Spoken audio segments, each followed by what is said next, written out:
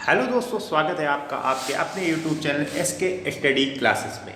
आज हम आपके लिए लेकर आए हैं UP triple S C PET 2023 के लिए most important and selected question. UP triple S C PET 2023 के जीके जीएस के सेक्शन में यही क्वेश्चन आपको देखने को मिलेंगे। तो बिना देरी चलो स्टार्ट करते हैं UP triple S C PET 2023 के मोस्ट इंपॉर्टेंट क्वेश्चन जो आपकी प्रतियोगी परीक्षा में आपसे पूछे जाने हैं। क्वेश्चन नंबर 1 कह रहा है आपसे वर्ल्ड वाइड वेब का आविष्कार किसने किया था। तो आपको याद रखना है Tim Berners Lee. World Wide Web का आविष्कार टिम बर्नर्स-ली ने किया था। वर्ल्ड वाइड वेब को शॉर्ट फॉर्म जो है वो WWW ये कहते हैं। अगला क्वेश्चन आपसे कह रहा है कि जल्लीकट्टू किसके साथ जुड़ा हुआ है। तो आपको याद रखना है पोंगल। जल्लीकट्टू जो है वो पोंगल का प्रसिद्ध त्योहार है। अगला क्वेश्चन आपसे कह रहा है सुब्रमण्यम भारती किस क्षेत्र के प्रसिद्ध व्यक्ति थे। तो आपको याद रखना है कवि। सुब्रमण्यम भारती जो है वो एक कवि थे।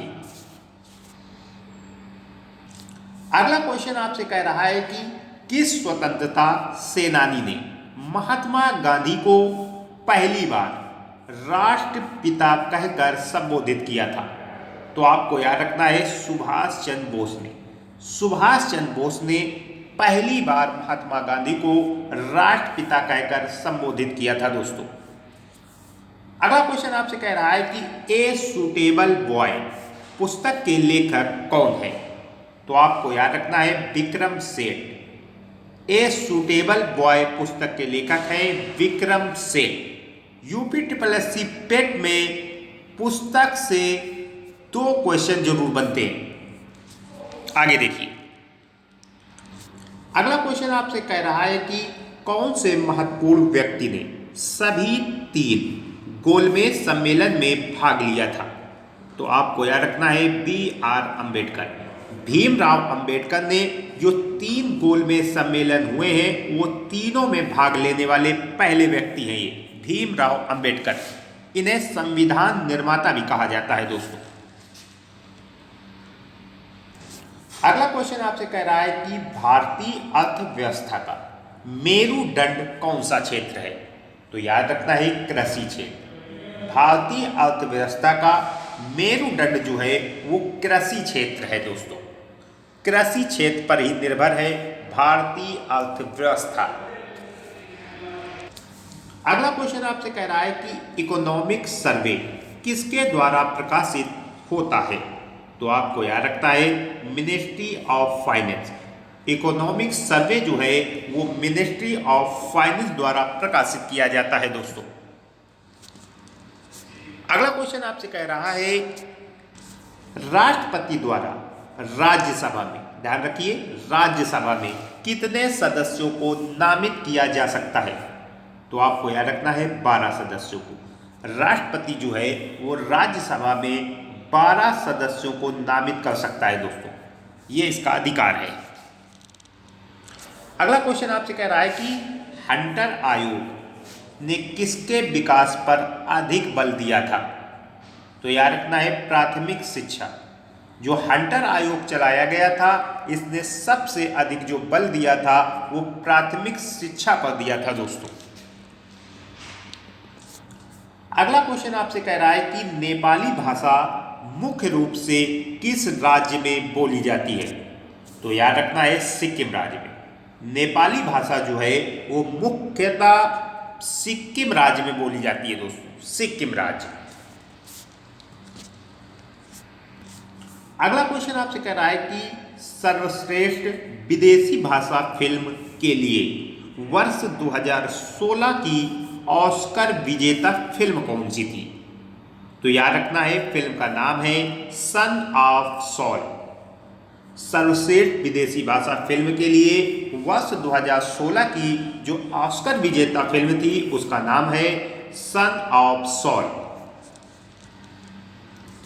अगला क्वेश्चन आपसे कह रहा है कि के श्रीकांत ने भारत के किस खेल के लिए अर्जुन पुरस्कार जीता था? तो याद रखना है बैडमिंटन। के श्रीकांत ने बैडमिंटन के खेल में अर्जुन पुरस्कार हासिल किया था भारत में। ये भारत के ही हैं के श्रीकांत। आगे देखिए, अगला क्वेश्चन आपसे कह रहा है कि खजुराहो समूह के प्रसिद्ध स्मारक किस राज्य में स्थित है? तो याद रखना है मध्य प्रदेश। खजुराहो समूह के प्रसिद्ध स्मारक जो है वो मध्य प्रदेश में है दोस्तों। अगला क्वेश्चन आपसे कह रहा है कि दूरदर्शन की स्थापना किस वर्ष की गई थी? वेरी वेरी इंपॉर्टेंट सारे ही क्वेश्चन। देखिए, दूरदर्शन की स्थापना 1959 में की थी, 1959 में। 1959 में दूरदर्शन की स्थापना हुई थी दोस्तों। अगला क्वेश्चन आपसे कह रहा है कि बुलंद दरवाजा किसके द्वारा बनवाया गया? तो ये आप सबको पता होना चाहिए, अकबर ने। बुलंद दरवाजे का निर्माण अकबर ने कराया था दोस्तों। अगला क्वेश्चन कह रहा है कि बोर्न जेम्स कौन सा अंतर्राष्ट्रीय खेल है? तो याद रखना है बास्केटबॉल। बास्केटबॉल को बोर्न जेम्स कहते हैं। बोर्न जेम्स जो है वो बास्केटबॉल अंतर्राष्ट्रीय खेल है दोस्तों। अगला क्वेश्चन आपसे कह रहा है कि भाषा के आधार पर राज्यों का जो पुनर्गठन है वो किस वर्ष किया गया था?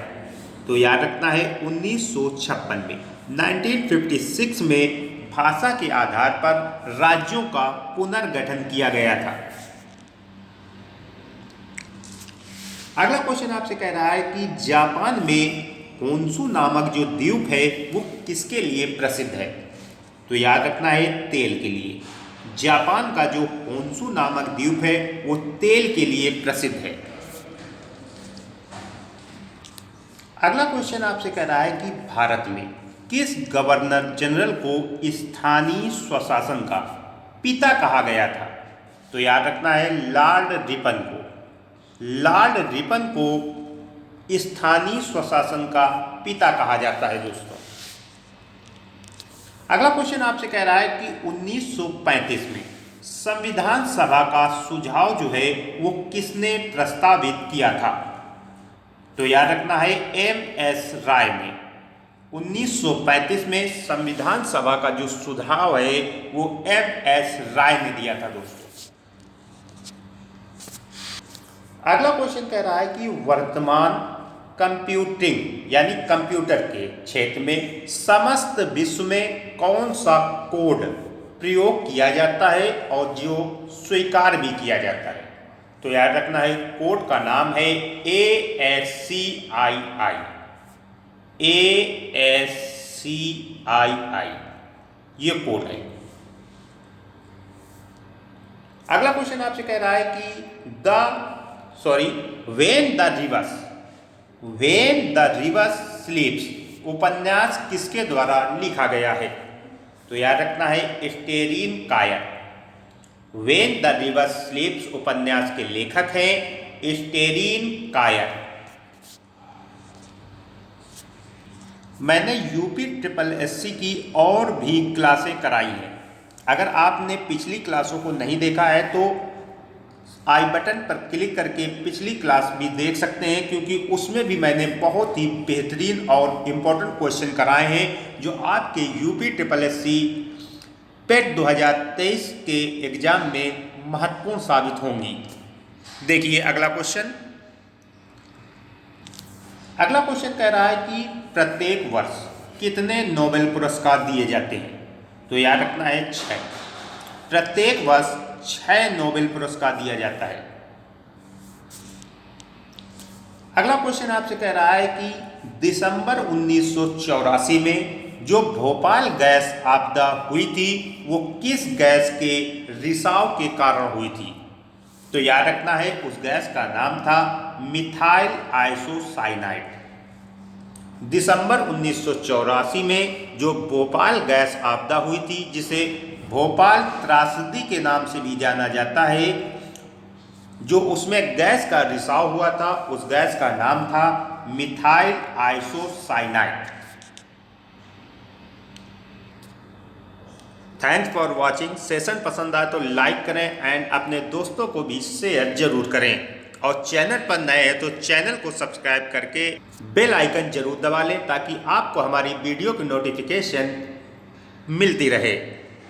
आप किसी भी एग्ज़ाम की तैयारी कर रहे हो, सभी एग्ज़ाम के वीडियो हमारे चैनल पर मौजूद हैं। आप वहां जाकर सारी एग्ज़ाम की तैयारी कर सकते हैं। केंद्र राज्य सभी एग्ज़ाम की तैयारी कराई जाती है SK स्टडी क्लासेस में।